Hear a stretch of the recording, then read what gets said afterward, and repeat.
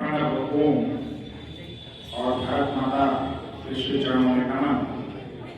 इस विद्यालय के यशस्वी प्रधानाचार्य श्रीमान ओम प्रकाश जी अपने जीवन का कण-कण तिल-तिल खर्च करके भारत का भवितव्य गढ़ने वाले आचार्य बंधु भगिनी और प्रिय विद्यालय तो अच्छा होता है। पहले तो इस बहन को ढेर सारी शुभकामनाएं, जिसने अखिल भारतीय स्तर पर चयनित 100 में एक स्थान आपके विद्यालय को भी मिला। आपने इन्हें यहाँ पर पुनश्च सम्मानित होने पर ढेर सारी तालियां बजाई, ये भी अच्छी बात है। लेकिन इससे भी अच्छा वो दिन होगा जब किसी न किसी क्षेत्र में उल्लेखनीय प्रदर्शन के लिए आपके लिए भी लोग तालियां बजाएं। ये इस बात का इंस्पिरेशन है आपके लिए। आप भी किसी न किसी क्षेत्र में, यह जरूरी नहीं सबके अंदर एक जैसी योग्यता और क्षमता हो। सभी लोग तकनीकी रूप से दक्ष नहीं हो सकते, सभी पढ़ने में मेरिट होल्डर नहीं हो सकते, सभी खेल में उत्कृष्ट प्रदर्शन नहीं कर सकते, लेकिन अपनी योग्यता और क्षमता के अनुसार आप एक ऐसे क्षेत्र का चयन करें जहां पर आप कहा हो शीर्ष पर, 1 नंबर पर, 2 नंबर बर्दाश्त नहीं है। 2 नंबर वालों को कोई पूछता नहीं है, 2 नंबर कहा जाता है, 2 नंबर से पैसा कमाए अच्छा माना जाता है क्या? नहीं, तो 2 नंबर नहीं बनना। जिस क्षेत्र में भी अपने कौशल का प्रदर्शन करना, शीर्ष पर रहने के लिए कोशिश करना, और हम ईश्वर से प्रार्थना करेंगे आप सभी किसी न किसी क्षेत्र में जिसमें आपकी योग्यता हो प्रदर्शन करके शीर्ष पर रहें। इसकी शक्ति ईश्वर आपको दे, सामर्थ्य। 10वीं और 12वीं की जो भैया बहन है उनके लिए यह अवसर शीघ्रता से प्राप्त होने वाला है। 3 महीने बाद क्षमता का लिटमस टेस्ट होगा। जो 12वीं में है वो एक बार इस टेस्ट से गुजर चुके हैं, नीले लिटमस पेपर को लाल, लाल को नीला कर चुके हैं। लेकिन जो 10वीं में है उनको पहला मौका मिलेगा कि नीले को लाल करेंगे कि लाल को नीला करेंगे। आप सब मेहनत से पढ़ रहे होंगे, आचार्य जी आपको मेहनत से काम करते हैं, मेहनत से पढ़ाते हैं आपको। आपके परीक्षा परिणाम इस बात का संकेत करते हैं, लेकिन मेरे ज्ञान से आपका काम नहीं चलने वाला है।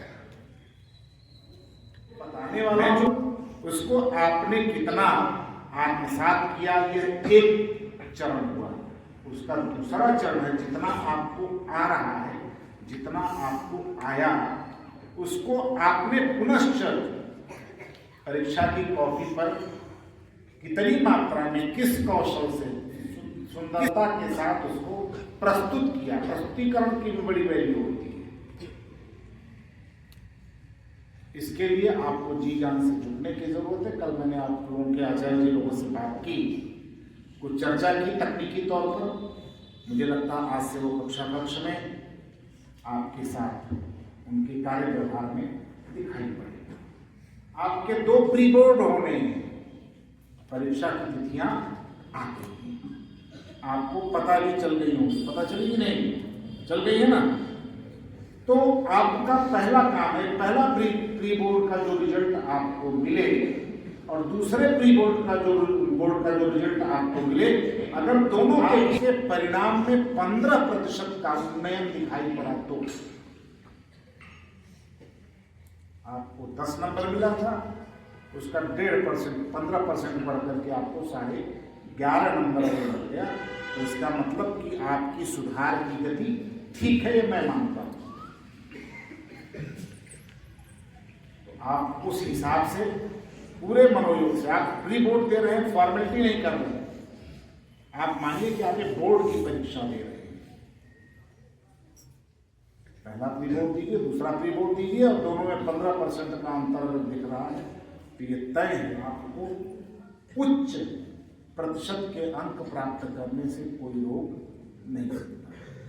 हमारी शुभकामनाएं आप सभी लोगों के लिए है और आप मेहनत करें, उससे न बचें। उसका कोई विकल्प इस जिंदगी में होता नहीं है।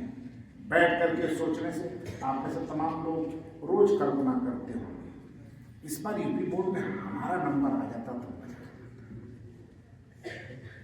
प्रश्न हल करके आए हैं 70 में 40 नंबर पर, और सोचे क्या पता आचार्य जी हमको 70 में 70 दे दें। कि कल्पना लोक में जीने से काम नहीं चलेगा। श्लोक आपने पीछे पढ़ा होगा,